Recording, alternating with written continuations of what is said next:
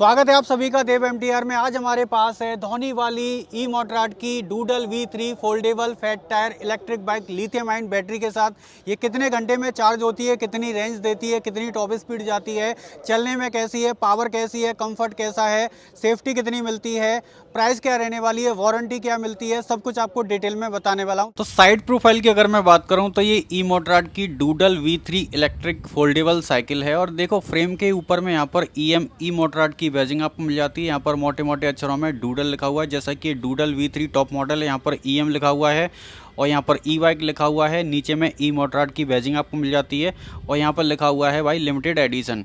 और भाई ऊपर में डिस्कवर बियॉन्ड लिखा हुआ है। अगर मैं इसके फ्रेम की बात करूं तो ये जो पूरा का पूरा फ्रेम है ये एल्यूमिनियम एलॉय बॉडी का बना हुआ है। तो बिल्ड क्वालिटी भी काफ़ी सॉलिड है और काफ़ी रिलायबल हो जाता है। इसमें 16 इंच का यहाँ पर आपको एल्यूमिनियम एलॉय बॉडी का फ्रेम आपको मिल जाता है। अब जैसे ही मैं पावर वाली बटन को लॉन्ग प्रेस करता हूं तो इसकी जो LCD वाली डिस्प्ले है वो यहाँ पर ऑन हो जाती है। ऊपर वाले हिस्से में आप इसकी स्पीड को देख सकते हैं। यहाँ पर स्पीड आपको देखने को मिलेगी। यहाँ पर एनर्जी के बारे में बैटरी के यहाँ पर आपको 5 पेडल असिस्ट मोड आपको इसमें मिल जाते हैं, तो जिससे आप प्लस वाली बटन से इनको बढ़ा सकते हैं और माइनस वाली बटन से आप इनको कम कर सकते हैं। 5 वाले में स्पोर्ट्स मोड है और 3 और 4 में नॉर्मल और 1 और 2 में इको मोड यहाँ पर शामिल किया गया है। नीचे में ओडोमीटर की जानकारी मिल जाती है और नीचे में आपको एक मोबाइल को चार्ज करने के लिए USB चार्जिंग का भी यहाँ पर आपको पोर्ट मिल जाता है। इसमें आपको वॉक मोड वाला भी फीचर्स मिल जाता है। यहाँ पर पावर ऑन ऑफ का बटन दिया गया, ऊपर में प्लस है, नीचे में माइनस का बटन है। ये है पीछे वाली ब्रेक का लीवर। और इसमें लॉन्ग राइड जब आप करोगे तो यहाँ पर एक पाम रेस्ट भी आपको मिल जाता है, लेफ्ट वाले हैंड को रेस्ट कराने के लिए, हथेली को रेस्ट कराने के लिए। यहाँ भी आपको एक हॉर्न मिलता है, हॉर्न का साउंड ऐसा है।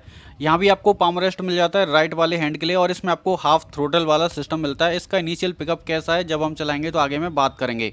चाबी को ऑन करने के बाद आपको ये जो पावर वाली बटन है इसको लॉन्ग प्रेस करना है। इसके बाद इसकी जो डिस्प्ले है वो ऑन हो जाती है और यहाँ पर आपको 7 स्पीड सिमानो टूने का थंब शिफ्टर आपको मिल जाता है। बाकी इसका रिस्पांस कैसा है जब हम चलाएंगे तो आगे में बात करेंगे। फ्रेम को फोल्ड करने के लिए सबसे पहले ये जो बटन है छोटा सा, इसको आपको ऊपर उठाना है और ये जो हैंडल है ये भी आपको ऊपर उठाना है, खींच लेना है।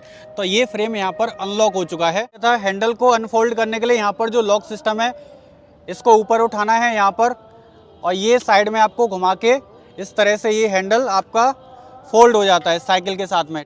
अब ये चेसी को पूरा फोल्ड करने के लिए ये देखो,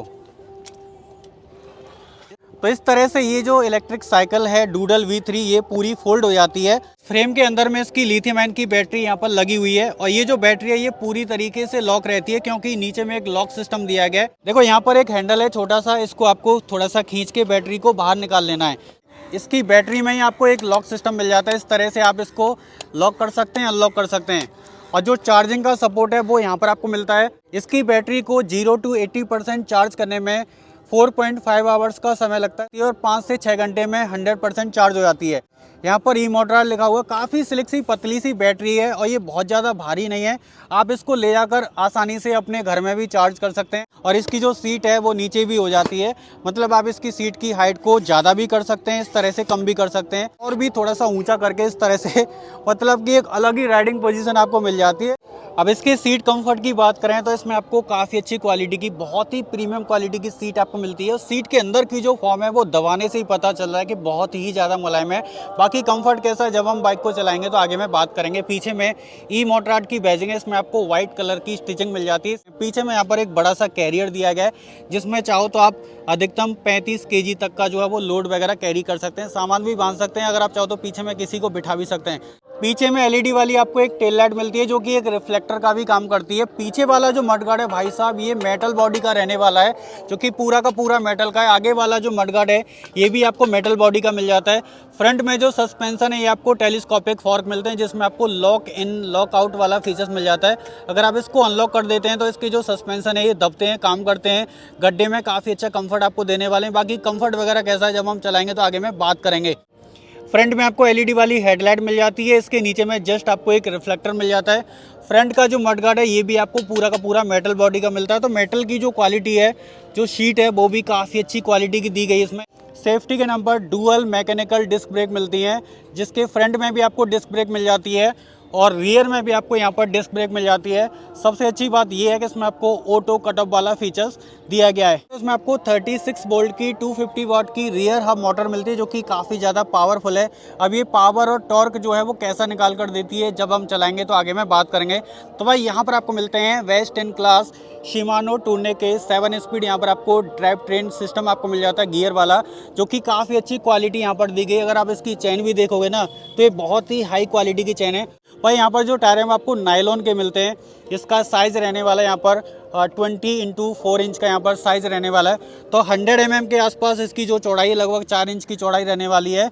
और यहाँ पर जो विड्थ है वो है यहाँ पर लगभग 90 mm की।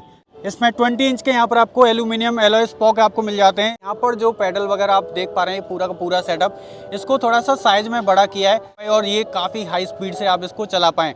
तो हाई क्वालिटी के पैडल का यहाँ पर इस्तेमाल किया गया है।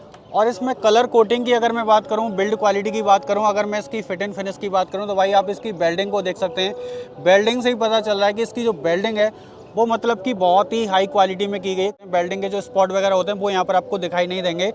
और बाकी कलर क्वालिटी भी यहाँ पर एक नंबर की रहने वाली है। कहीं भी देख सकते हो भाई कोई भी पैनल गैप वगैरह इसमें आपको नहीं मिलेगा। 2 एम्पियर का चार्जर यहाँ पर दिया गया है और ये इसकी बैटरी को ना मात्र 4.5 आवर्स में 0 to 80% चार्ज कर देता है। और चार्जिंग का जो पोर्ट है वो भी मैं आपको दिखा देता हूँ। यहाँ पर साइड में दिया गया है, ये देखो इस तरह से यहाँ पर चार्जिंग पोर्ट में लगाकर इसकी जो बैटरी है वो डायरेक्ट भी आप चार्ज कर सकते हो। अगर आप चाहो तो इसकी बैटरी को यहाँ पर खोलकर भी आप अपने घर में ले जाकर भी चार्ज कर सकते हैं। और इस टूल बॉक्स के अंदर में क्या क्या ये भी देख सकते हैं आप। इसमें 2 यहाँ पर आपको चाबी मिल जाती है। ये चीज़ मेरे को बढ़िया लगी भाई। इसी में आपको 4 मुंह वाला पेचकस मिल जाता है, इसी में आपको 2 मुंह वाला मिल जाता है, इसमें आपको एलंकी वाला भी सेट मिल जाता है। पहले मैं आपको ई मोटराड की डूडल V3 फोल्डेबल इलेक्ट्रिक ई बाइक की टॉप स्पीड चेक करके दिखा देता हूँ, ये कितनी टॉप स्पीड तक जा सकती है। ये देखो पूरा थ्रोटल मैंने दे दिया है और मैं पैडल का यूज बिल्कुल भी नहीं कर रहा हूँ। 19 प्लस 20 प्लस 21 22 23 24 25 तो भाई इसमें 25 किलोमीटर प्रति घंटे की आपको टॉप स्पीड मिल जाती है। बाकी देखो मैनुअरबिलिटी की अगर मैं बात करूं तो मैनुअर करने में ये काफ़ी कंफर्टेबल है। अब जैसे ही मैं इसमें 1 पैडल असिस्ट मोड को एक्टिवेट करता हूं, अब देखो मैं यहाँ पर कोई भी थ्रोटल का यूज नहीं कर रहा हूँ, मैं थोड़ा सा यहाँ पर पैडल का सहारा ले रहा हूँ। अब जैसे ही मैं धीरे धीरे पैडल को घुमा रहा हूँ तो ये देखो तो मोटर की तरफ से जो पावर है वो थोड़ी सी जनरेट होना चालू हो चुकी है। मतलब कि आपको शरीर से थोड़ी सी फोर्स लगानी पड़ती है और थोड़ी सी जो पावर है वो आपको मोटर की तरफ से मिलती है। लेकिन भाई साहब जैसे ही मैं इसमें sports mode 5 pedal assist mode को अप्लाई करता हूँ, जैसे ही मैं हल्का सा पैडल घुमा रहा हूँ तो मेरे को शरीर की तरफ से बहुत ज़्यादा बिल्कुल भी फोर्स नहीं लगानी पड़ रही है और ये साइकिल आसानी से 25 की स्पीड में चल रही। मतलब कि मोटर की तरफ से जितनी पावर होती है वो यहाँ पर 5 पैडल असिस्ट मोड में डिलीवर कर देती है। इंस्टेंट पिकअप है ना मोटर का, इसमें 250 वाट की रियर हब मोटर मिलती है 36 वोल्ट की। अगर आप पीछे में किसी को बिठा भी लोगे तो आपको बहुत ज़्यादा मतलब कि अंडर पावर ये मोटर आपको बिल्कुल भी महसूस नहीं होगी। इसमें आपको single pipe upright handle bar मिल जाती है। हैंडल बार एकदम ऊंची है, काफ़ी ऊंची है। अगर आप चाहो तो इसकी हैंडल बार को और भी ज़्यादा ऊंचा कर सकते हो। अगर आप चाहो तो इतनी ऊंची भी और हैंडल बार इसकी हो जाती है। इस तरह से आप इसको चला सकते हैं। तो टायर की जो ग्रिप है वो भी काफ़ी अच्छी है और फैटी टायर होने की वजह से ये रोड पे काफ़ी अच्छी तरीके से ग्रिप बनाकर चलती है। अब देखो नॉर्मल साइकिल का जो टायर होता है वो थोड़ा सा पतला रहता है इसके मुकाबले। अगर आप उस साइकिल को चलाओगे, खास करके अगर मान लो कि कहीं समुद्र के बीच पे आप जा रहे हैं या थोड़े से पहाड़ी एरिया में जा रहे हैं, वहाँ पर धूल मिट्टी वगैरह ज़्यादा है, तो वो जो पतले टायर होते हैं वो उसमें फंस जाते हैं धूल मिट्टी में। तो ये फैटी टायर का फ़ायदा ये है कि अगर आप इसको धूल मिट्टी में चलाओगे या फिर आप इसको समुद्र का जो बीच होता है वहाँ पर बालू होती है, अगर वहाँ से अगर आप इसको चलाओगे तो ये टायर काफ़ी अच्छी ग्रिप बनाकर चलेंगे और आसानी से ये धूल मिट्टी में भी पकड़ बना लेते हैं और आसानी से निकल जाते हैं। मतलब कि ये फंसते नहीं हैं। पर माइनस वाली बटन को लॉन्ग प्रेस करके ये वॉक मोड में एक्टिवेट हो जाती है। अब इसका फ़ायदा ये है कि ये 4 की स्पीड में बिना थ्रोटल दिए, बिना पेडल का सहारा लिए ये चलती रहेगी। इसके बगल में जो भी चल रहा है, चाहे वो पैदल हो या साइकिल से या बाइक से, तो आप उससे बात करते हुए आसानी से चल सकते हैं। अब दोनों ब्रेक एक साथ अप्लाई करके देखते हैं, फिर देखते हैं 25 की स्पीड में अगर आप इसमें ब्रेकिंग करते हैं तो कैसा रिस्पॉन्स आपको मिलेगा सेफ्टी के मामले में।